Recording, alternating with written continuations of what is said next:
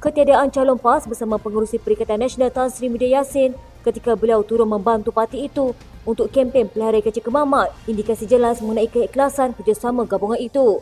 Pengarah Komunikasi Strategik Barisan Nasional Datuk Seri Ahmad Sabri Cik berkata, perkara itu juga memberi gambaran sebenar tahap penghormatan calon PAS Datuk Seri Dr. Ahmad Samsuri Mokhtar kepada Presiden Parti Pribumi Bersatu Malaysia itu yang merupakan parti gabungan PAS dalam Perikatan Nasional. Katanya mereka sudah melihat keretakan dalam bersatu dan tidak merasakan bersatu boleh diharap. Maka sebab itu bagi dia pemimpin bersatu bukannya satu pemimpin yang perlu dihormati. Muhyiddin yang juga bekas Perdana Menteri hadir pada dua program di sini untuk membantu jentera kempen Ahmad Samsuri. Namun begitu, kelibat Menteri Besar Terengganu itu tidak kelihatan termasuk pada acara ceramah perdana. Walaupun pada awalnya diwawarkan beliau akan turut bersama. Namun bekas ahli Parlimen Kemaman itu berkata, perkara tersebut bukan satu yang pelik kerana sejarah PAS membuktikan bahawa parti itu hanya mempergunakan parti-parti yang bekerjasama dengannya selagi ia menguntungkan. Apatah lagi katanya tindakan beberapa ahli Parlimen Bersatu yang mengisytiharkan sokongan kepada Perdana Menteri Datuk Seri Anwar Ibrahim memberikan gambaran kepada pimpinan PAS bahawa Bersatu tidak boleh diharapkan lagi dan tidak perlu dihormati. Katanya ini yang berlaku dengan Semangat 46 dan DAP. Mereka juga pernah bersama UMNO, tapi apabila mereka rasa tak boleh guna, mereka ketepikan. Ini juga akan berlaku kepada Bersatu. Sepanjang tempoh kempen PRK Kemaman juga memperlihatkan kelibat Ahmad Samsuri yang jarang kelihatan bertemu dan berkempen dengan para pengundi.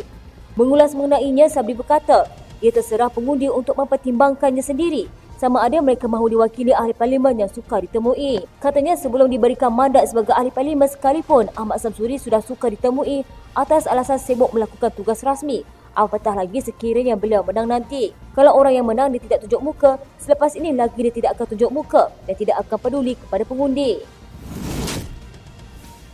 Ahli Parlimen Jelutong menggesa Kementerian Pendidikan Tinggi memeriksa kelulusan Doktor Falsafah yang dikeluarkan oleh Universiti Sains Malaysia.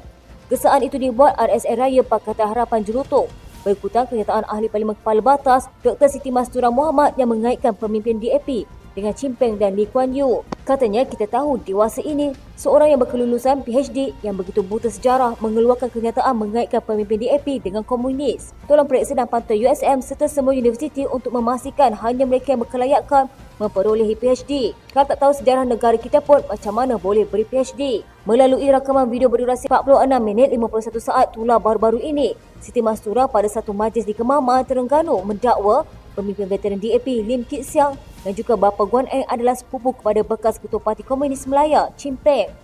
Selain itu, Siti Mastura juga dalam rakaman itu mendakwa bekas Perdana Menteri Singapura, Lee Kuan Yew adalah sepupu Kit Siang selain mengaitkan isteri Guan Eng dengan ahli Parlimen Seputih Teresa Kok. Beliau juga mendakwa Setiausaha Agung DAP dan Menteri Pengangkutan Anthony Loke, Naib Pengerusi Kebangsaan DAP serta Menteri Perumahan dan Kerajaan Tempatan Ngah Komeng, Ahli Parlimen Meruas, Ngai Koham dan Teresa mempunyai hubungan kekeluargaan. Guan Eng yang juga Ahli Parlimen Bagang memulakan tindakan undang-undang terhadap Siti Mastura selepas tempoh 48 jam diberikan untuk Ahli Parlimen terbabit membuktikan dakwaan berkenaan tidak diendahkan wakil rakyat PAS itu. Ahli Parlimen Bukit Gantang Syed Abu Husin Hafiz Syed Abdul Fasal daripada Bersatu digesa letak jawatan dan bertanding dalam pilihan raya kecil di bawah tiket PH atau BN. Ketua Bersatu Bukit Gantang Ahmad Man berkata demikian selepas pemilihan Bersatu mengumumkan sokongannya kepada Perdana Menteri Datuk Seri Anwar Ibrahim. Katanya jika Syed Husin begitu percaya sokongan beliau ke atas Kerajaan Madani mendapat restu pengundi Parlimen Bukit Gantang, maka beliau seharusnya meletakkan jawatan dan bertanding semula atas tiket Pakatan Harapan atau Barisan Nasional. Jika pengundi menilai tindakan beliau sebagai satu usaha menjaga kepentingan rakyat, pastinya beliau akan menang lebih besar. Tapi mustahil Syed Husin berani letak jawatan kerana beliau tahu jika kalah habislah kuasa tawar-menawar beliau dengan kerajaan. Terdahulu Syed Abu Husin menjadi Ahli Parlimen Bersatu kelima yang menyokong Perdana Menteri dan mengisytiharkan ikrar taat setia kepada kerajaan. Katanya saya sendiri bersedia untuk memberi dan membantu kerajaan mewujudkan masyarakat madani menangani kenaikan harga barang dan kos tarikh hidup dengan mengambil ibrah Nabi Yusuf AS. Dengan ini, Bukit Gantang mengisytiharkan menyokong yang amat berhormat Tambun sebagai Perdana Menteri ke-10 dan gagasan Kerajaan Madani. Syed Abu Husin ketika berucap turut menyeru dua bekas Perdana Menteri iaitu Muhyiddin Yassin, Perikatan Nasional PAGO yang juga Presiden Bersatu dan Ismail Sabri Yaakob, Barisan Nasional Bera untuk membantu Anwar. Sementara itu, Ahmad yang juga ada Kuala Sepatang berkata, sokongan Ahli Parlimen kepada kerajaan harus berdasarkan kepentingan rakyat atas sesuatu isu, bukannya menyokong kedudukan Perdana Menteri dari blok kerajaan. Katanya sebagai Ahli Parlimen Pembangkang, Syed Abu Husin sepatutnya memainkan peranan sebagai ejen semak dan imbang dalam sistem demokrasi negara dengan jujur dan telus. Sistem demokrasi negara akan musnah jika semua ahli parlimen pembangkang menyatakan sokongan penuh kepada Perdana Menteri hanya untuk mendapat kelebihan peruntukan. Katanya dakwaan Syed Abu Hussein bahawa keputusan itu demi kepentingan rakyat sangat meloyakan.